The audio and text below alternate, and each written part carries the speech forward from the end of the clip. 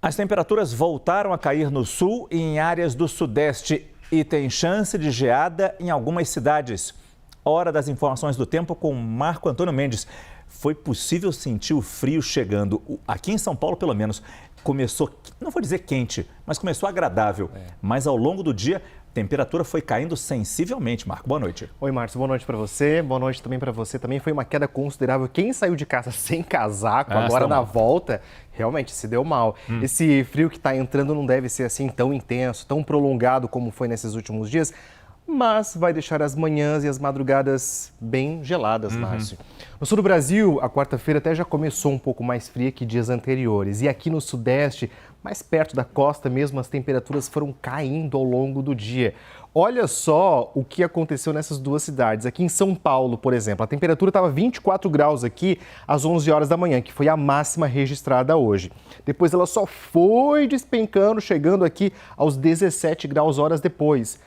Também chegou a refrescar no Rio de Janeiro, que estava hoje quase nos 30 graus. Agora, pouco perto das 6 horas da tarde, já estava nos 23 graus. E essas temperaturas tendem a cair um pouquinho mais ao longo dessas próximas horas.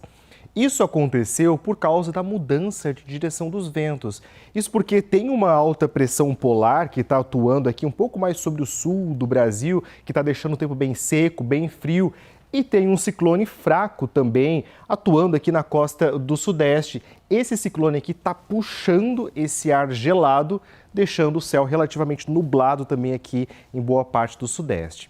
Amanhã, então, continua frio. Veja, Porto Alegre, Florianópolis, Curitiba, São Paulo, todas aqui podendo amanhecer com 12, 13 graus. À tarde sobe um pouquinho, chegando aqui na casa dos 20 graus. Agora, em áreas um pouco mais altas das Serras Gaúcha e Catarinense, frio um pouco mais intenso. Pouco não, bem mais intenso, né? Chegando aqui abaixo dos 5 graus, inclusive com chance de amanhecer com geada, Márcio. E como é que ficam as outras regiões? A gente vai ter, Márcio, amanhã um dia bem típico de outono em grande parte do país, sem grandes alterações na atmosfera. Quase todo o Brasil vai estar com tempo firme. Veja só a imensa área em amarelo aqui no nosso mapa. Atenção para as áreas centrais aqui do Brasil, que devem ter umidade do ar extremamente baixa, abaixo dos 30%. Chance de pancadas de chuva aqui entre o litoral do Nordeste até grande parte aqui do norte do país também, o que acaba incluindo essas capitais que a gente vai ver aqui, ó, São Luís, Salvador, Belém e também Boa Vista. Bom, falando em chuva, elas voltam no fim de semana aos estados do Centro-Sul. Os volumes esperados não vão ser tão elevados aqui, ficam na casa aqui dos 20 milímetros.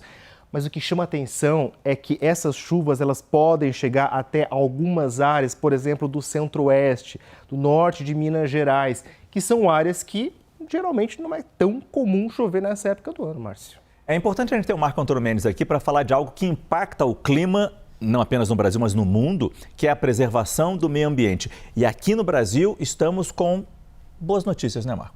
Já temos um certo alívio aí na questão do desmatamento, né, Márcio, que acabou desacelerando aí em relação aos últimos anos.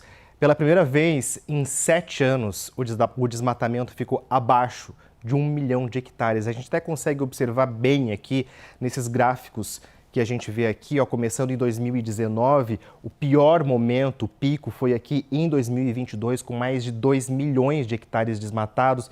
E aí, depois disso, ó, só foi caindo esses números. Se a gente comparar 2024 com 2025, a queda chegou até 20%. E aí, todos os biomas do país tiveram uma redução da área desmatada. Maior redução proporcional acabou sendo no Pantanal. Já o Cerrado e a Amazônia ainda continuam sendo os principais alvos dessa devastação.